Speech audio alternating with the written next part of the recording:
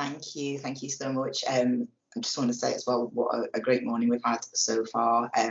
Really good chat has been going on alongside the sessions I've been in so far. So please do use the chat box as much as you wish around through the workshop.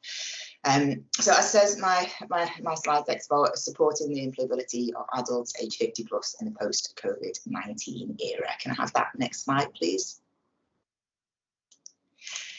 And so, you know, if the title of the slide deck didn't give the themes away already, you know, I might be starting to ask you to think about, you know, who do you picture when we say student employability? Who's there? When I say employability, who do you think of in your head?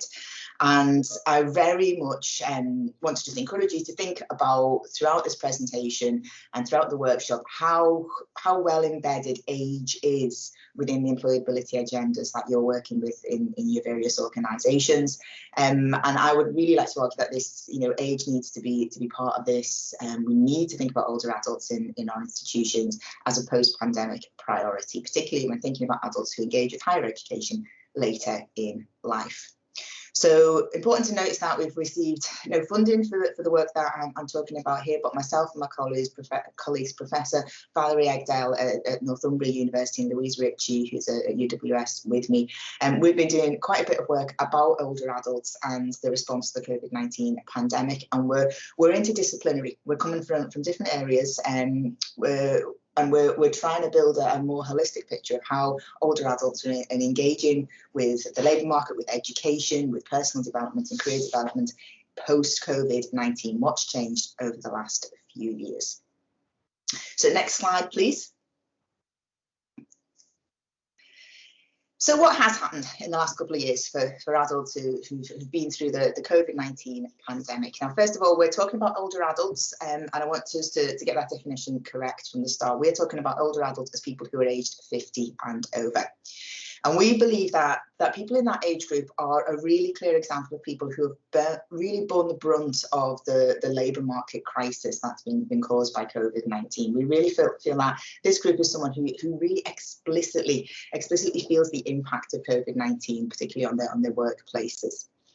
Adults have had lots of the same, you know, adults age 50 plus, lots of the same things that many of us have experienced and many of us have seen taking place. They've been experiencing job losses, they've been through the furlough process, seeing reductions in the hours that they work, reductions in how much pay, seeing an increase in job insecurity, and been through all of those general changes in work roles and conditions, and particularly we've seen this big shift to virtual and remote working that we've had over the last 2 years.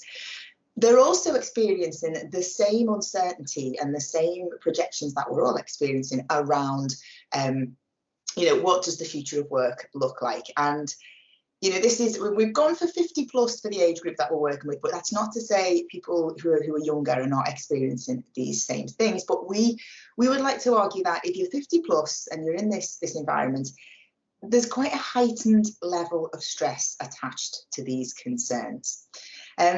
We think that if you're in the later stages of life, the later stages of your working life, that is, you may experience these impacts differently. You may have increased pressures relating to your thoughts and feelings about work. You've got particularly, you know, concerns that relate to time and resource available to you to adapt to this changed landscape. I don't want to use that phrase, the new normal. It does feel, you know, kind of, oh, it just gives me a bit of a shudder down the spine. I think you know, phrases like that take us away from the fact that this is a really complex situation to find yourself in. The labour market now is a complex place. It's getting, you know, it's full of new things, new transitions, new changes, new directions, and these are things that we are all having to be extremely mindful of. But as you get older, the pressure increases. You've got a shorter period of time perhaps left within your working life in which you need to adapt and continue to find your work and what you do as your occupation satisfying. Next slide, please. So looking at recent data, what's going on with adults who are 50 plus? Well, here in the UK, we have the ONS Over 50s Lifestyle Study, which came out just this month. we've got some really clear headline trends that I think it's worth unpicking. Adults who are aged 50 to 70 have left paid employment during the period of the pandemic. A good number of them have said that they would consider returning to paid work, particularly the 50 to 59 age group. Retirement, most common reason for people leaving paid work, but only 28% of people aged 50 to 59 said they had taken early retirement. Now, this is notwithstanding the other issues relating to the quality of pensions that we have in the background now, the fact that early retirement might not be an option financially for many people in this age range. 50 to 59 age group, particularly interesting to us because, and we also really want to think about how does this age, people in this age group, how do you re-access the labour market? How do you gain and maintain what's called decent work? We have the decent work and fair work agenda as well running alongside all of this. But ultimately, how do you experience career satisfaction when you're having to re-enter a labour market and perhaps do something different or find a new route to explore? Alongside this, data that from the Higher Education Statistics Authority gives us a sense of how this particular age group might be engaging in higher education in greater numbers than previously. So over the last couple of years, student numbers have been rising. Interrogation by age, when you look at the data of who's coming to higher education, does show some interesting trends. We see an increase overall in the amount of people and the percentage of students who are aged 30 and over. So we've seen a 2% increase, which might not seem much, but when you look at the actual numbers of people coming to higher education and the increase in numbers overall, that's quite a significant amount of people who are entering higher education at a later stage. And this is not just distance learning provision. The Open University has always done well out of older students. I've worked for the Open University myself as a lecturer for a number of years now. Always done well out of people within this age group. But this is something now that's happening across all institutions. This isn't something that's specific to distance learning part-time provision. So what does this mean for us? Well, I'm going for a very heavy-handed, blunt division here. And then, we're thinking about coming back to the position of who is employability, but who's the employability agenda working for? Older adults coming into higher education could perhaps sit into one of these broad categories. It could be that they have no interest in coming back to paid work. So they've got no interest whatsoever in the employability agenda as we might see it. They may not wish to go back into the labour market. They may be coming to us for education's sake, which is something that may be lost within the employability agenda. So coming back to us and want to develop, want to learn, want to consolidate knowledge, want to achieve something perhaps that they've not had previous opportunity to do. So they may be not really interested in employability agendas at all. On the other hand, you might have students who are coming to you in the 50 plus age range who are particularly keen in upskilling, reskilling, and have a really urgent and time sensitive need for age specific employability support. So my question to you is, what does employability within the curriculum offer people in both of these groups? And I'm happy just to see any comments in the chat just now. Is there anything you think that when you look at the employability activity that you do or that you engage in with your students, is there anything in there? What does employability work offer someone who isn't interested in going back into paid work? Is this time taken out of the learning? Is it embedded within their learning in a way that actually people might just think this is a waste of time if it's too explicit? Is this using up time? Or do we have enough in there that really responds to that need for really rapid response? So what does age specific employability work look like? Okay, next slide, please. We found examples of specific support that's out there for older adults, and it's quite tricky, this one, because it's hard to split off what's out there to actually meeting the needs of a specific group. When we're talking about career education that encompasses employability, we're often thinking about job seeking tools, activities, the type of things that offers practical intervention. Lots of older adults over time have returned to learning. They look to gain new knowledge, skills and support. and to improve their employability. But often this is accessed outside of work and linked directly to welfare provision. So specific career education programs might exist, they've been tested, they've run out there for a long time. They often focus on health, skill development, accessing further learning routes and vocational learning quite often. Talking about things like pensions, personal finance, knowledge management, all of those things are in there when we looked at what's out there to already, that's been piloted to support older adults. But these kinds of interventions are often very costly, often in person. So requires, often this is sitting around in a workshop type activity, and make a lot of assumptions about the needs and wants of older adults in relation to this. We've seen as well a real move away from targeted interventions with this particular age group.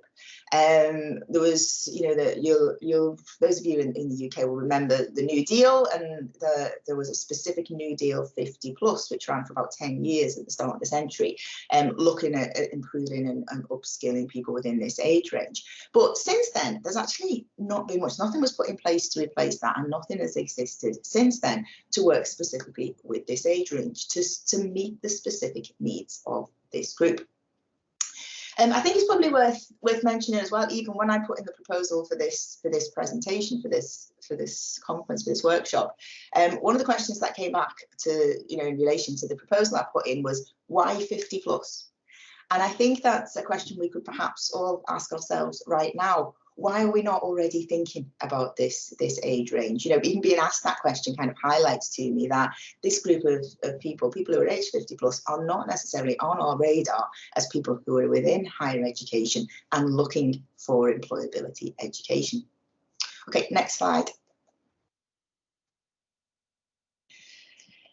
So we're making some assumptions, ultimately. We're making an assumption that students aspire to be or need to be future employees of somebody. And we need to think about maybe what are the premises of higher education that we're working with here.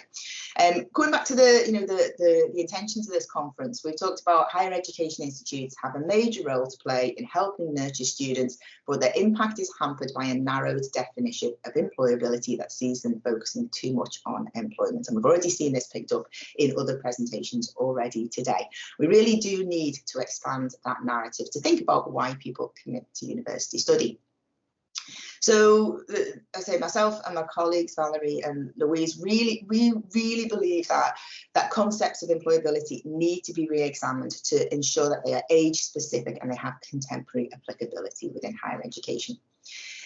Do we think that employability models are built around a predominantly younger HE student population? Personally, from clients that I've worked with as a careers advisor, from people that I know, just in general life, who've gone to study at a later stage, they would certainly say that they were always aware that they were older when they were coming to university. They were an older student, and this is something I think we need to be mindful of. Our students know that when they're older than the rest of the people that they are studying with, and we also know that with age comes so many other complications, so many other responsibilities in life. So we need to think about what are the structures and principles of the employability agendas that older students are engaging with. And it's really important to think about, who might be overlooked and why when we're talking about the narrative of employability. What are we building our interventions around? Why are we reacting the way that we are when we're asked to, we've all had that conversation, can you embed employability in your teaching? Well, who are we embedding it for? Who are we thinking about when we're building interventions within our teaching? What are we thinking on the surface? Because it's very easy with employability, unless you're completely immersed in it, to go for what you see as quick tick box exercises, to think about, well, how does this translate into a job application in future? Where does this sit within a person spec that you might be looking? Can you use your learning for this in future? There's a couple of comments on this in the previous section that really highlighted that, the language that students, are being kind of encouraged to engage with is perhaps not even the language of recruiters. We're trying to encourage people to think about the way they contextualize and present their learning and experience in the context of employability, and it's not particularly what everybody understands. I think it's really important that we understand why older adults engage in higher education. You know, a sense of why have you come back, what's led you to here, that, you know, nothing exists within a vacuum. All career decisions are made with so much else going on behind them, and there can be, you know, it can be a snap decision to go back into university. I'm certainly not going to say that's not the case for some people over the last 2 years. It's maybe been, you know what, I've got a bit of redundancy money here, I'm going to get my fees paid and do something for a couple of years. Oh, there's some funding available for higher education study at this point. Don't know if my job's going to exist in a year's time. Don't know if I'm going to be able to go back into the work that I've been doing. I've been laid off. You know, these sorts of things for many people, you know, actually I'm going to get my fees paid and a student loan for a year. You know, I'm happy to coast along with that for a few years. That can be a really pragmatic financial decision for which higher education nicely ticks the box. For other people, it may be a completely different motivation of I've always wanted to do this and taking the opportunity. So other people thinking, you know what, I'm going to get myself in debt for a couple of years because otherwise I'm not going to get a job in the future. There can be so many different reasons. And it's really useful for you as someone who's teaching or supporting students within higher education to be able to get a sense of where somebody is coming from when you're working as a personal tutor, as a lecturer, people in your group, or if you're working with people as an advisor and sorting, you know, sort of working with them around their wider career. So can we better improve, you know, can we improve their HE experience for adults by thinking about what their employability needs and getting a sense from the student as to what their real needs are, rather than making assumptions that they'll fit into the box of employability we've created. And, you know, I'm coming from a career guidance practitioner background. You know, how does you know, employability encompass, in the same way as career guidance does, you know, all life roles? How can we make sure that employability interventions that we offer are practical and relevant to people from a holistic perspective? Next slide, please. So I'm talking on this slide a little bit more about the sort of the health and the welfare drivers behind sort of, you know, education in later life. Anything to do with extending the working lives of people has a really strong link to you know, expectation. We've all heard that working later in life keeps your mind active, keeps you engaged, does all these wonderful things for you. Active aging, this active aging agenda, it's, you know, being economically and socially engaged is seen to promote healthy aging and quality of life. Now, we need to maybe take a step back here and think about, are we looking, and when we talk about employability and keeping people in work, are we responding to people's need to be there? You know, people wanting to stay in education, stay in employment, or are we looking more at policy drivers behind this to ensure that we have a lesser welfare bill because people are kept active and healthy and their minds are ticking over because they're engaged in their work. So there's a lot going on. I just want to kind of set this seed in the background here. But we do have an aging population. We can expect that, you know, we see this extended working lives agenda now. It may well be that the standard, you know, some expectations of retirement age has shifted quite a bit now. And we do get a lot of people working beyond retirement age. I don't know if anyone's here now, but who's thinking, you know what, I might not stop at 65. Maybe, you know, folks thinking, because I cannot wait and I really hope I've got a decent pension and I'm out as soon as I can to go off and do the things I want to enjoy in life, which may well be university study. Or there might be some of us thinking, you know what, I actually don't know what I'd do. You know, it doesn't seem that far in the distance now. And you know, what am I going to really do? I don't think I feel like I want to just, you know, be out of all of this in my mid 60s when I've got stuff to still be doing. So, you know, real encouragement of extended working lives now to again, which may help with the, you know, reducing the demands left on the welfare state by people continuing to earn rather than draw pensions. And, you know, could this, you know, have an impact in relation to the supply and demand within the labour market? We've certainly seen an increase in the state retirement age, so state pension age has gone up, so we are encouraging people to stay in the workplace longer. And that removal of the default retirement age, so there is some flexibility there about when you do want to retire. And there's also quite a lot going on there about the benefits of employing older workers.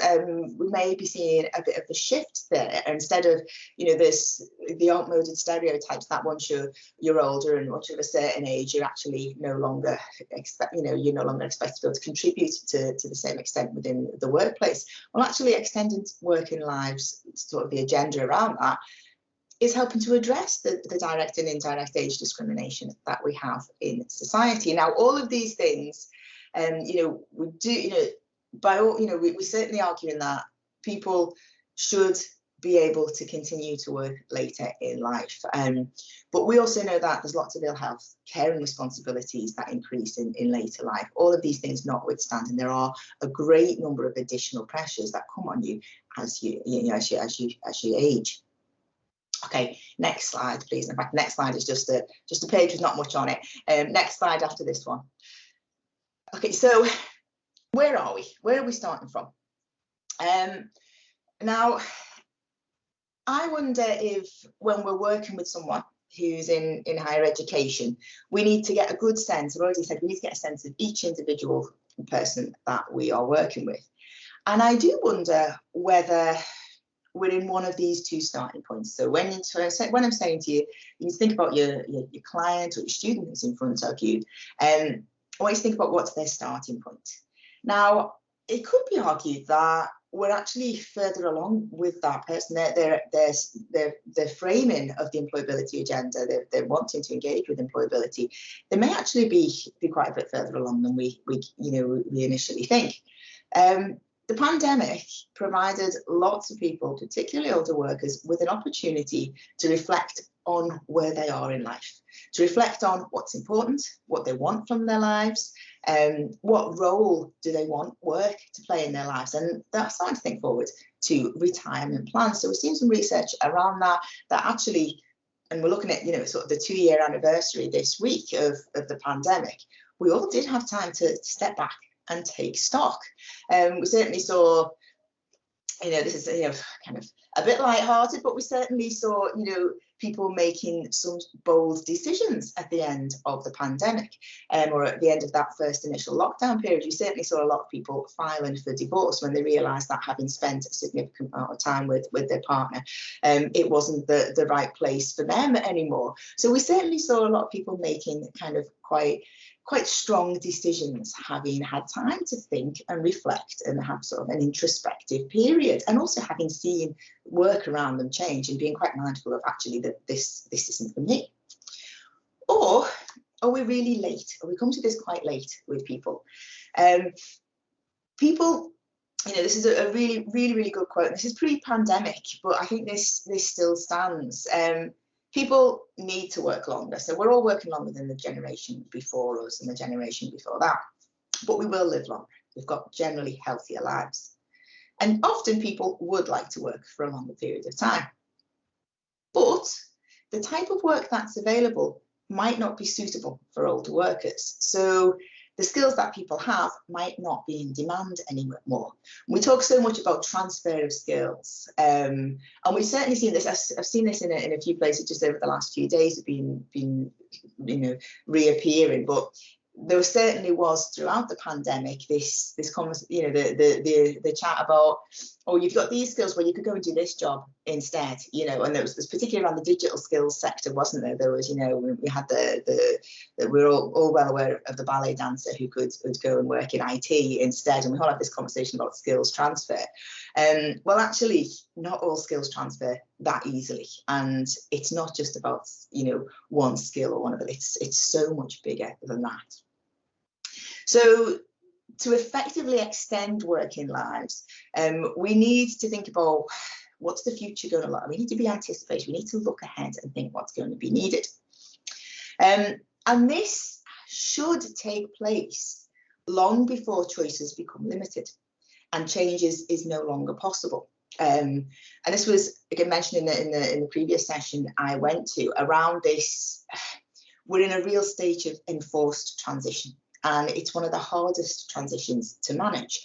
If the world around you changes rapidly, that's a really difficult thing to do. We know that, particularly when you look at people who encounter acquired disability later in life, or becoming ill later in life, or have something like that happens to them, it's going to be quite challenging to adapt to that and think about how am I, who am I, what am I within this new landscape.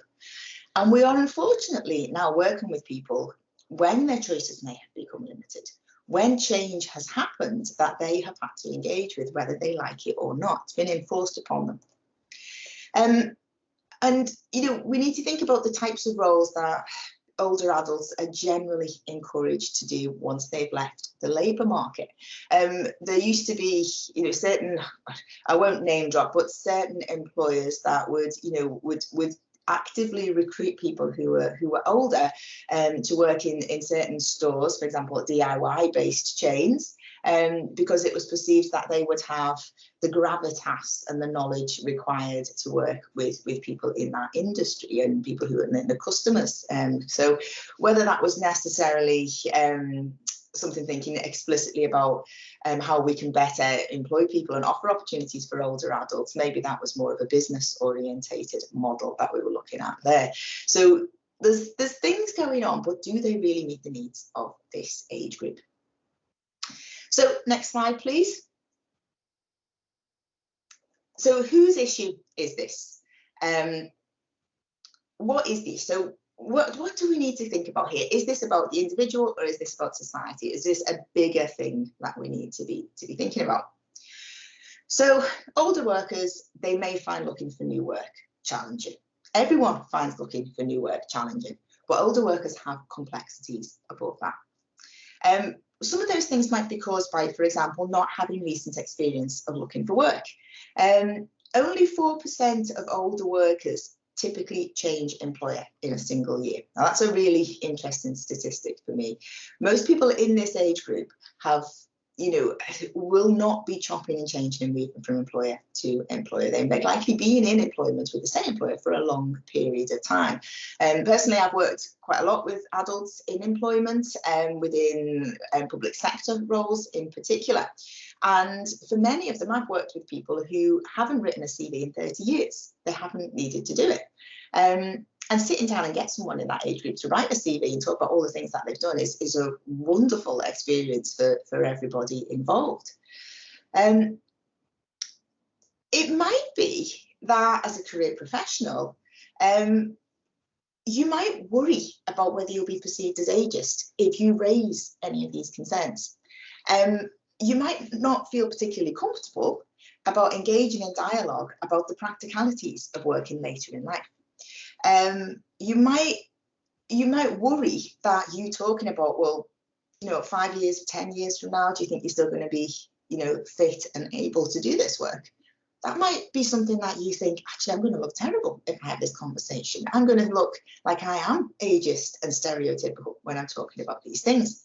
So we need to have a moment about thinking about where's our own biases and our own barriers when we're having these conversations and starting to raise these issues, whilst also thinking about, actually, these are things that the client that we're working with, the student, needs to have raised and discussed. It's often, you'd rather have these conversations in a safe and supportive environment with somebody rather than having them sort of building inside you. Recruitment practices of employers can present obstacles for older workers because of bias at all stages in the recruitment process. I can see a question there from Emma. How much of the challenge in looking for work based on prejudice, real or perceived? Absolutely, there is no doubt whatsoever that there is ageism within the recruitment process. Really clear information there from it's particularly around gender. There's a lot. I've not even, one of my other areas of research is around gender. I've not even, gone into great depth here yet about the implications of gender within all of this. But also contemporary recruitment contemporary recruitment methods, very clearly discriminating against the needs of older adults. Next slide, please. Okay, so I would just like you to pop in the chat now. What does employability mean for older students? I've seen my 5-minute warning, so I just want to just move along as well into my next slide very shortly. But just what does employability mean, do you think, for older students? What do you think that someone hears employability and is in that older age range? And if you are in that older age range yourself, please, what do you think when you hear employability? Is it great, that's something I need, or is it a bit of a shudder? Is it, oh, no, got to engage with employability, not for me?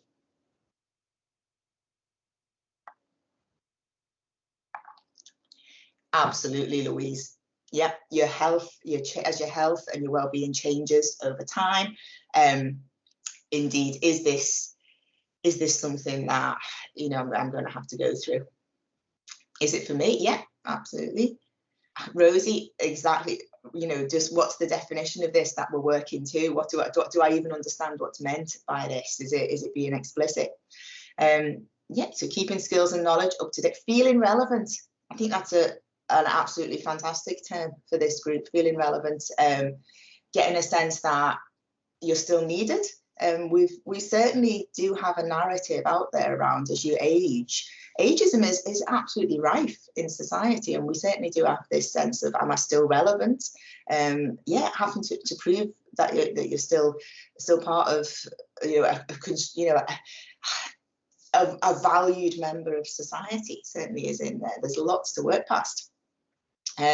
Changing career, upskilling to stay relevant, worrying about the unknown, absolutely. So we're talking up here about a whole lot of concerns that perhaps are different to, you know, sort of, you know, and obviously all younger clients have you know, their own perspective on the world ahead, but perhaps a little bit more when we think about anticipation of the future, more concern, more worries about that, rather than, you know, we're not really talking about the world's your oyster with this particular age group.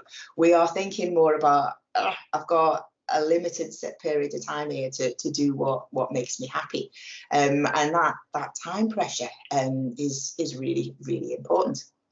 Okay, next slide, please. So where are we starting from? I have looked at numerous higher education employability policies. Not numerous institutions' high employability policies are out there. I looked at all of those before putting this presentation together. Not a single university's employability policy mentioned age. Now, I think that is something that we need to start raising ourselves within our institutions. Wherever employability policies exist, they are not talking about age. I couldn't find one. If anyone can find an employability policy that mentions age, I will certainly, you know, be promoting it and singing from the rooftops that this exists. So have you, within your institution, have a look. What's your approach to employability? Has that had an equality impact assessment that is explicit about age? Everything in that employability policy, does it apply across the age span? So when you start to think about what are the differences, the challenges that might exist across the age span, where are we sitting with that? Have we reviewed what we've said and whether that works for everybody? We're often very explicit about gender, about ethnicity, race, so many other considerations in there, but are we talking about age? And this is a final really lovely quote that I think sums up exactly what employability should be about. It's about career education, it's about information, it's about career guidance. It says here, what are the principles of lifelong career guidance, which is what we're engaging in here.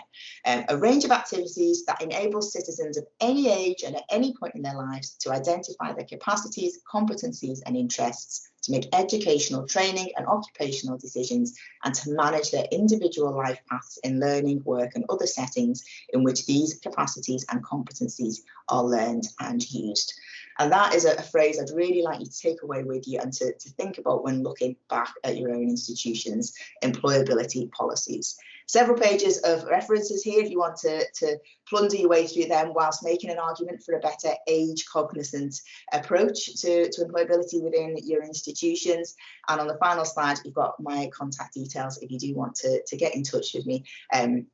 and talk about this in greater detail and learn a bit more about the work that we're doing. Thank you very much for your time.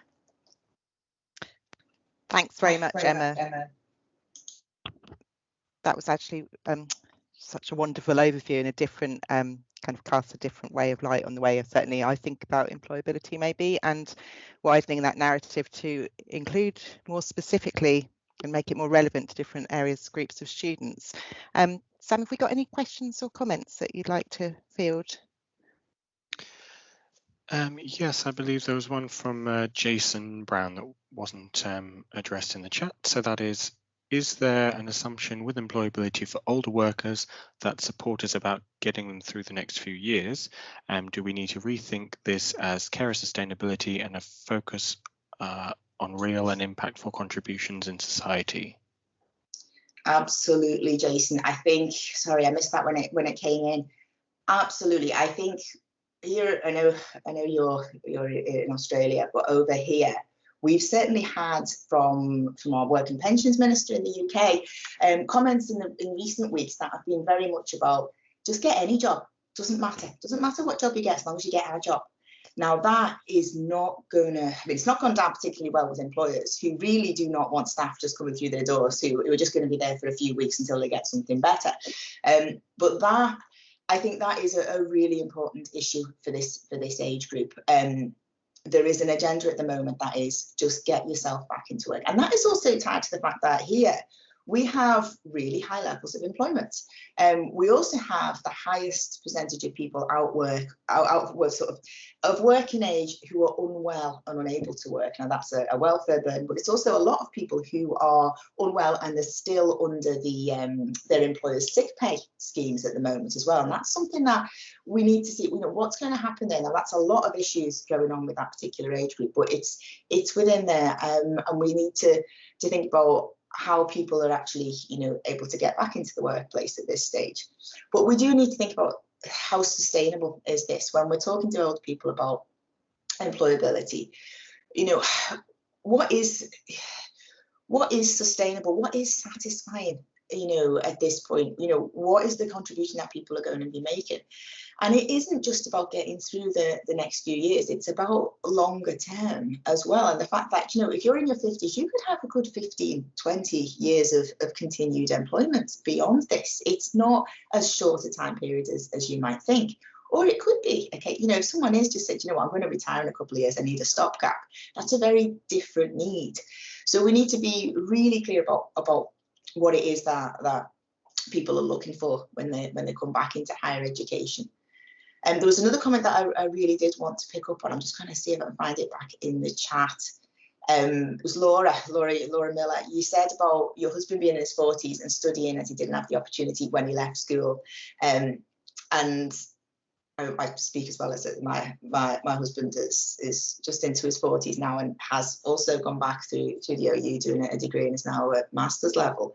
It's really interesting to see that your husband chose an environment where you didn't feel like the old guy so much. And I think that is so prominent. I teach a postgraduate course in career guidance, and most of my students are, you could come in this phase of adult returners or career changers, or we have a lot of women returners who've had children and gone back into work. And for me, younger students at this stage is a bit of an anomaly, and having worked for the Open University for a long time as well, I worked in creative writing as an associate lecturer. A lot of people who came to that subject later in life, and there was not such a great gender split there as there is in my current job, but there's a lot to unpick about the courses that older adults choose. I would be really, really interested to see a breakdown by age across different subject areas and across specific courses, and the knowledge that, actually, if I do this course, I'm not going to be the old guy or the old lady sitting there with others. It's apparent, more often than you realise. Another sort of personal anecdote is, my husband's doing an MRes at the moment, and he was doing a group project, and he happened to mention his children, and there was kind of an intake of breath amongst the group of children. How old are you? And it was when he was said, he's just coming up to 40, and it was like, oh, you're that old. You know, it was a real moment of, you're that old and you're here doing this course. And that is, you know, it's quite, people just come out with it when you least expect it. And now he's got a complex that he's really old. And I'm like, you're not, you're younger than me, you know. For starters, you're not that old. 40 is nothing. But he did have this moment of, should I be here? And I'm going for, and he's said quite a few times over the last year, I'm going for jobs here against people who are 20 years younger than me. And those questions come up. Those questions start to come up before you realise that you are sitting in a different age category. So really important. Louise, I see. Do you think it would be helpful if employers started to think about making reasonable adjustments for this group? Yes, I think we need to make, and not even necessarily reasonable adjustments, but just positive action in job vacancy advertisements, acknowledging that older adults are welcome to work. You know, you don't have to be, you know, particularly for university leavers. And it's like, you don't, you know, when you talk about a graduate or a graduate scheme, you're not expect, you know, to think, well, actually, this is a graduate scheme that's open to anyone who's got a degree. You don't have to be young at that point. So definitely something there. We live, and this is, you know, I have a bee in my bonnet. I'll finish on a final bee in my bonnet about this, but we live in the UK, in a country where we have the most explicit example of age discrimination within legislation, and we have the differentiation of the national minimum wage. And that, from the very outset, is designed to encourage people to employ younger workers. You can have two people doing exactly the same job, particularly entry-level jobs, particularly the types of jobs that are designed to get people back into work after a career break.